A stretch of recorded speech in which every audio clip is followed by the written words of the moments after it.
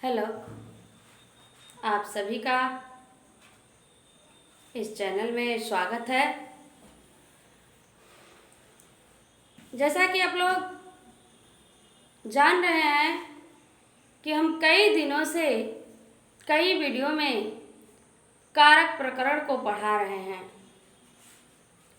और अभी भी आज भी हम कारक प्रकरण को ही पढ़ाएंगे। कारक प्रकरण में हम लोग संप्रदान कारक में चल रहे हैं। संप्रदान कारक के कई सूत्रों को हमने समझाया है। आज फिर एक सूत्र लेकर के मैं आप लोग के बीच आई हूँ। इसको ध्यान से देखिएगा, ध्यान से समझिएगा, क्योंकि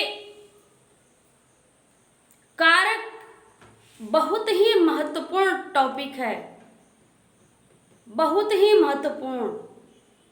इसका महत्व जितना ही कहा जाए उतना ही कम है। इसलिए हमें इसको बहुत ध्यानपूर्वक समझना चाहिए। आइए देखते हैं सूत्र को। सूत्र है निवारार्थे चतुर्थी। क्या है?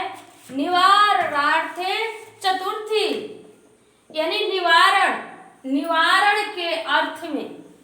निवारार्थे निवारण के अर्थ में, निवारण के अर्थ में, यानी निवारण के लिए कोई चेष्टा की गई हो या कोई चीज हो, उसमें चतुर्थी विभक्ति होती है। निवारण माने आप लोग जानते हैं, किसी चीज को दूर हटाना, किसी चीज को दूर हटाना। किसी चीज को दूर हटाने के लिए अगर हम जो चेष्टा कर रहे हैं या जो चीज है उसमें चतुर्थी विभक्ति होती है।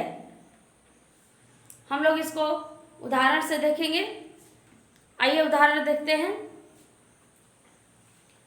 यह डंडा सांप के लिए है। अब जैसा कि वाक्य से पता चल रहा है कि यह डंडा सांप के लिए है। क्या सांप डंडा लेकर घूमेगा? नहीं। यानी यह कहने का तात्पर्य यह है कि यह डंडा सांप को भगाने के लिए है। यह डंडा सांप को भगाने के लिए है। यहाँ पर वाक्य में भले ही यह नहीं लिखा गया है कि सांप को भगाने के लिए, लेकिन इस वाक्य को पढ़ करके हम लोग इसका तात्पर्य यही निकालेंगे कि सांप को भगाने के लिए। यह डंडा सांप के लिए है, यानी सांप को भगाने के लिए, सांप के निवारण के लिए है। ठीक है, भगाने के लिए है, उसको मारने के लिए, यानी उससे निवारण के लिए है। आइए इसका संस्कृत देखते हैं। अयम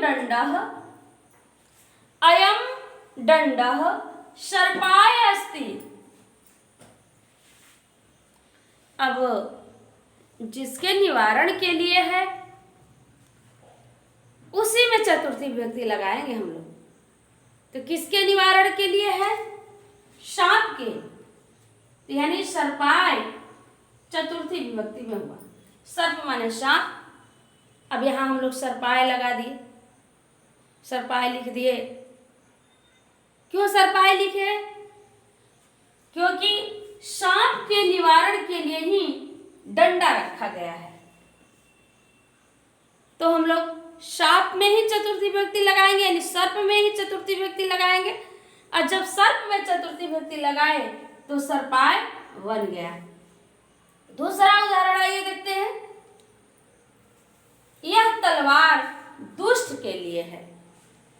यह तलवार दुष्ट के लिए है। जैसा कि वाक्य से पता चलता है कि यह तलवार दुष्ट के लिए है, यानी दुष्ट को तो हम लोग तलवार देंगे नहीं, यानी दुष्ट को भगाने के लिए, दुष्ट को मारने के लिए, दुष्ट के निवारण के लिए यह तलवार है। आइए इसका संस्कृत देखते हैं।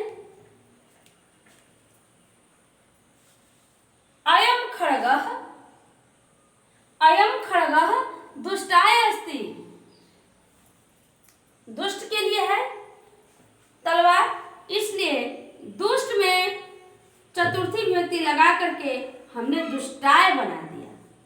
क्या हुआ? अयम खड्गः दुष्टाय अस्ति। आइए अगले उदाहरण में चलते हैं। मच्छर के लिए धुआं है। मच्छर के लिए क्या है? धुआं है। यानी मच्छर को भगाने के लिए धुआं है। मच्छर को भगाने के लिए धुआं हो रहा है। आइए देखते हैं इसका संस्कृत। मस्काय धूमः भवति। मशक माने मच्छर होता है, तो मस्काय धूमः भवति यानी मच्छर को भगाने के लिए धुआं हो रहा है, या मच्छर को भगाने के लिए धुआं है, या मच्छर के लिए धुआं है। बात एक ही है। अगला उदाहरण, चोर के लिए डंडा है। अब देखिए यहां कह रहा है कि चोर के लिए डंडा है, यानी चोर के लिए, तो चोर को तो हम डंडा देंगे नहीं। वाक्य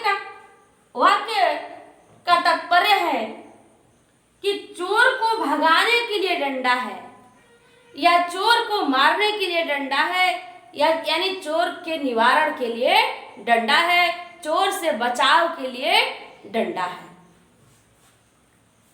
हम लोग चूंकि चोर से बचाव, चोर से निवारण की बात की गई है, इसलिए हम लोग चोर में ही चतुर्थी विभक्ति लगाएंगे।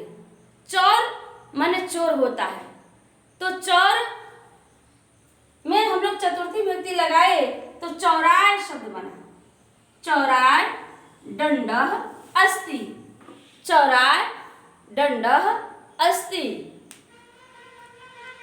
यानी इस तरह हमने देखा इन सभी वाक्यों में कि जिसके निवारण के लिए कोई चीज है, तो हम लोग जिसके निवारण के लिए कोई चीज है उसमें चतुर्थी विभक्ति लगाते हैं। जैसे यहाँ पर सांप के निवारण के लिए डंडा है तो सांप में लगाए। यहाँ पर दुष्ट के निवारण के लिए, दुष्ट से बचाव के लिए, दुष्ट को भगाने के लिए, दुष्ट को मारने के लिए, जो कहे मैं दुष्ट से निवारण के लिए, तो यहाँ पर दुष्ट में चतुर्थी विभक्ति लगी है। यहाँ पर मच्छरों के निवारण के लिए धुआं है, तो यहाँ पर मस्काय जो है, मशका माने मच्छर होता है, तो मस्काय बन गया है चतुर्थी विभक्ति लगा करके। और यहाँ पर चोर के निवारण के लिए डंडा है, तो यहाँ भी चौरा में चतुर्थी विभक्ति लगा करके चौराय बन गया है। इस तरह आप लोगों ने निवारार्थ चतुर्थी सूत्र का मतलब समझ लिया होगा। आप इसी तरह के और भी अनुवाद बनाइए, और मैं आशा करती हूँ कि ये जो सूत्र है इसका मतलब आपको बहुत ही अच्छे से समझ में आ गया होगा। अगर नहीं भी आया है तो आप कमेंट करके पूछ सकते हैं। अभी के लिए इतना ही। धन्यवाद।